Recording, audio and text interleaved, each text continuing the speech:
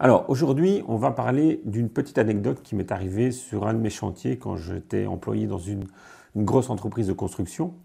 En fait, j'étais en charge de la gestion du chantier sur le chantier même. Donc j'avais ma baraque de chantier et j'avais mes ouvriers aussi pour lesquels je devais diriger leurs travaux et je devais aussi leur fournir du matériel. Donc j'avais des disqueuses, des marteaux, tout ça, mais j'avais aussi toute une série de fournitures que je devais donner régulièrement, comme des clous, des disques, je sais pas moi, des bombes de silicone, des choses comme ça. Et donc, au départ, j'ai fait tout simplement, c'est que j'allais chercher ce que j'avais besoin comme matériel au dépôt, au magasin, et je stockais tout dans ma baraque de chantier. Et quand les ouvriers avaient besoin d'une boîte de clous, d'un disque, alors ils venaient simplement frapper à la porte et ils prenaient une boîte de clous ou ce qu'il fallait. Le problème, c'est que j'ai été vite confronté à quelque chose qui m'a étonné, c'est-à-dire que il n'y a personne qui m'a prévenu qu'il n'y avait plus de boîte de clous, qu'il n'y avait plus de matériel, de disques, des choses comme ça.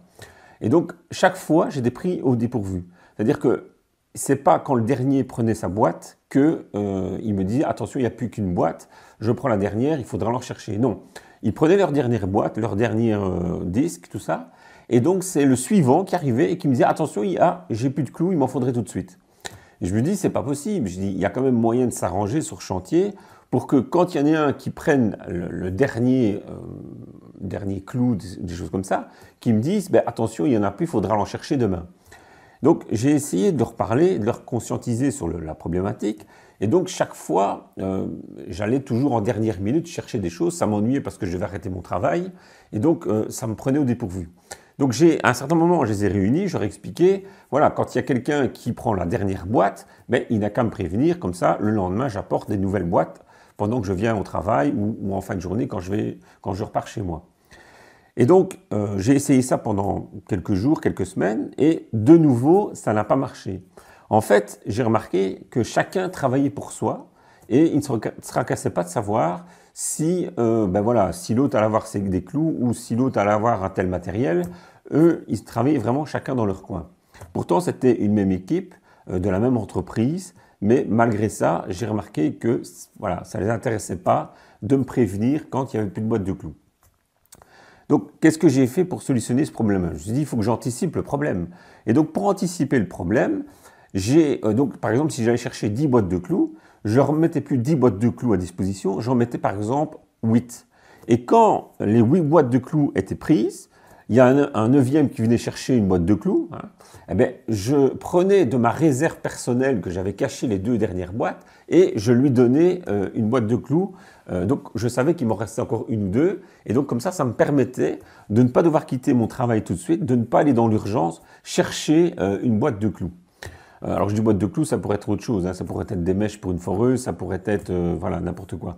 Et donc le principe que j'ai fait, c'est que j'ai anticipé le problème. Et c'est un peu ce que je vous conseille de faire dans vos travaux.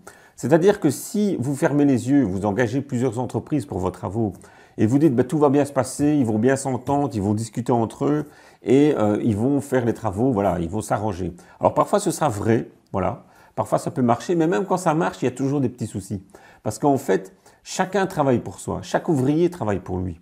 Et ça, c'est ce que j'ai remarqué sur des chantiers que je faisais, c'est que chaque ouvrier vient faire son travail et ne se tracasse pas. Voilà, ne se tracasse pas d'autre chose. On lui a dit, le patron lui a dit, tu fais ça, hop, il fait ça. Point barre. C'est-à-dire que si on lui a demandé de plafonner un mur, même si l'électricien devait encore passer des câbles dans ce mur-là, lui, son but, c'est pas d'aller trouver l'électricien pour savoir s'il a encore des câbles à passer, parce que sinon, s'il a encore des câbles à passer, ben, qu'est-ce qui va se passer? Ben, il va devoir attendre. Donc, il ne va pas faire sa journée de travail comme il devait. Donc, lui, il ne se tracasse pas. Celui qui doit plafonner, enduire un mur, il va plafonner et basta pour les autres.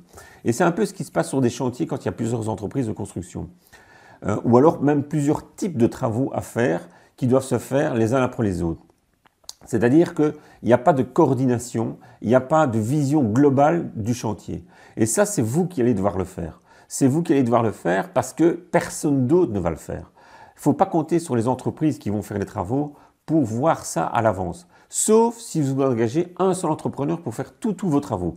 Mais même là encore, vous pourriez avoir des défaillances au niveau des ouvriers. Parce que si l'entrepreneur envoie certains ouvriers, et puis envoie d'autres ouvriers, et puis envoie encore une troisième série d'ouvriers, ils ne vont pas se coordonner forcément entre eux. C'est le patron qui doit coordonner tout ça. En tout cas, c'est le chef de chantier.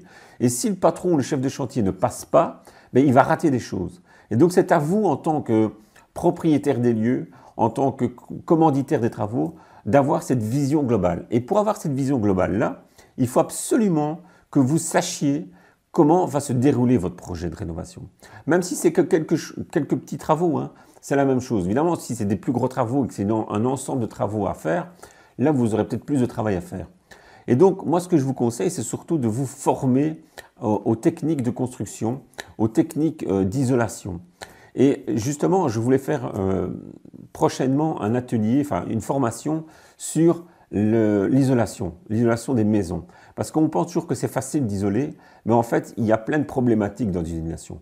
Évidemment, si vous isolez un mur de 5 mètres carrés et que vous posez un isolant, il n'y aura pas forcément de problème.